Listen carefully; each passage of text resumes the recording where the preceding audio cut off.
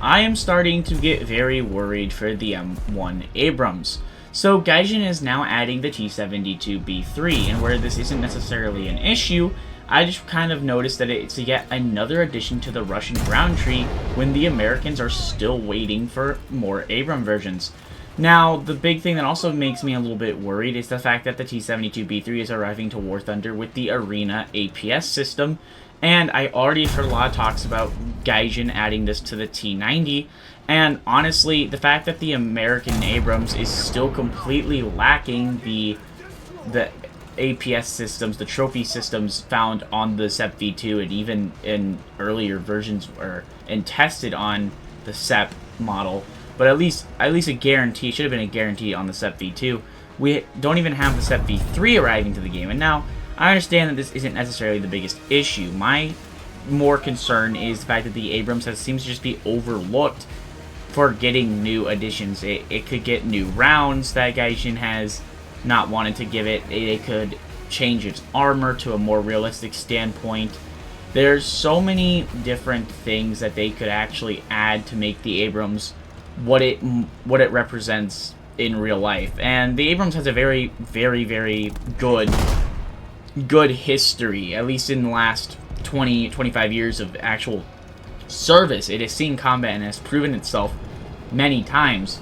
And even especially with the newer versions like the SEP V2 and SEP V3, we should see the SEP V2. We should have seen the A3 round and the trophy APS. It's not like the systems aren't in the game, especially if Russia, the considered competitor with the United States, especially in War Thunder.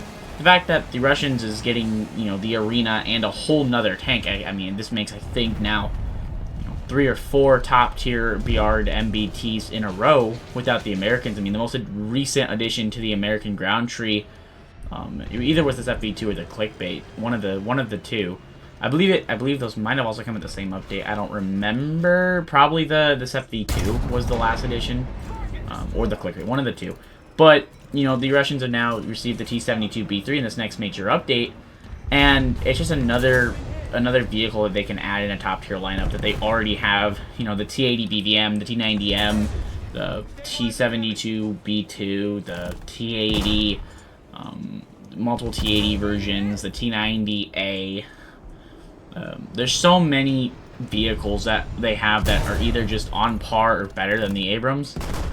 I just would really like to see the Abrams be approved upon, especially at least getting the newer round or the trophy. I think, honestly, my thoughts here for Gaijin is they need to fix the Abrams. They need to change something to where it's more competitive.